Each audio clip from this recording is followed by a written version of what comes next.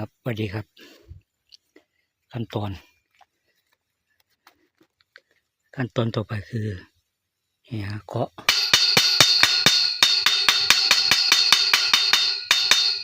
ที่เชื่อมเคาะแล้วก็ใช้แปรงทองเหลือง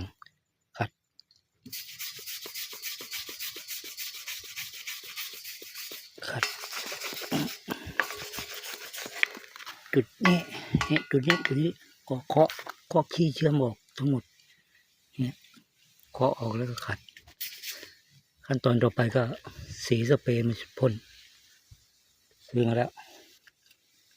2 กระป๋องน่าจะพอครับนี่อันนี้ยังไม่ได้เคาะอันนี้เคาะขัดแล้วครับวันนี้ขั้นตอนครับสวัสดีครับ